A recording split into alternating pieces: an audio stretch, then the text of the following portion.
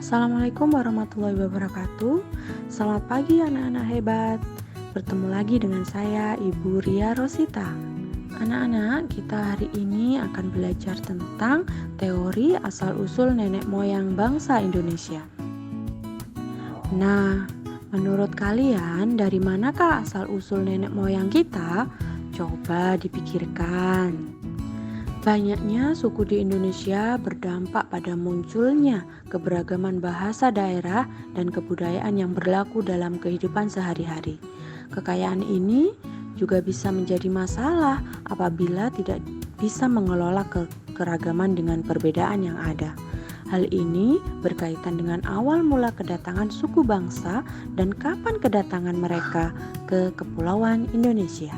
Anak-anak, karena itu penting kita pelajari bagaimana proses kedatangan dan juga dinamika keragaman budaya. Nah, kita harus pelajari agar kita dapat menghargai setiap perbedaan yang ada. Penduduk asli Indonesia menurut Sarasin bersaudara adalah ras yang berkulit gelap dan bertubuh kecil yang tinggal di Asia bagian Tenggara.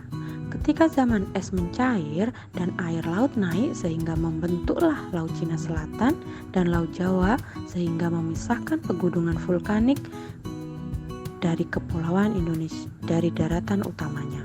Nah, beberapa penduduk asli Kepulauan Indonesia yang tersisa dan menetap di daerah-daerah pedalaman, sedangkan daerah pantai dihuni oleh penduduk pendatang. Penduduk asli itulah yang disebut sebagai bangsa Veda oleh Sarasin. Ras yang masuk dalam kelompok ini adalah bangsa He dari Kamboja, Mitse dari Cina, dan Senau dari Semenanjung Malaya. Nah, beberapa suku bangsa yang berada di Indonesia seperti Kubu, Tugu, Lugu, dan Talang Mama yang tinggal di Sumatera dan Toala di Sulawesi merupakan penduduk tertua di Kepulauan Indonesia. Proto-Melayu. Bangsa Proto-Melayu atau Melayu tua adalah nenek moyang bangsa Indonesia yang merupakan orang-orang Austronesia yang pertama kali datang ke Nusantara pada gelombang pertama, yaitu sekitar 1500 sebelum Masehi. Bangsa Proto-Melayu memasuki wilayah Indonesia melalui dua jalur, yaitu jalur barat dan jalur utara. Hasil kebudayaan Proto-Melayu yaitu Mesolitik dan Neolitik. Hasil kebudayaan zaman Neolitik dari orang-orang Austronesia yang terkenal yaitu kapak persegi. Kapak persegi sendiri yang banyak ditemukan di wilayah Indonesia Barat yaitu meliputi Sumatera, Jawa, Kalimantan, dan Sulawesi Utara. Suku bangsa Indonesia yang saat ini termasuk keturunan Proto-Melayu yaitu suku bangsa Batak, Dayak, Toraja, Alas, dan Gayo.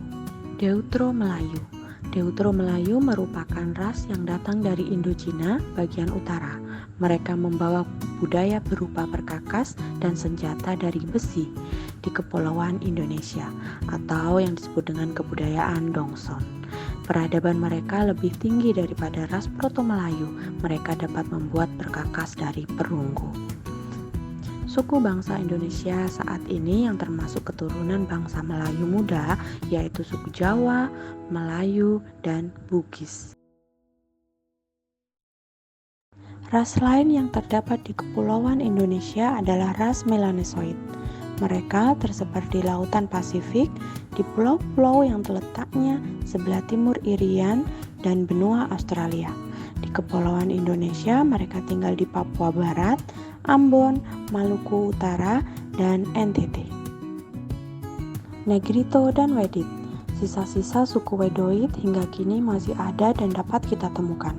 Mereka hidup meramu dan mengumpulkan makanan dari hasil hutan dan memiliki kebudayaan yang sangat sederhana. Suku Sakai di Siak, suku Kubu di perbatasan Jambi dan Palembang adalah contoh peninggalan sisa suku Wedit di masa kini.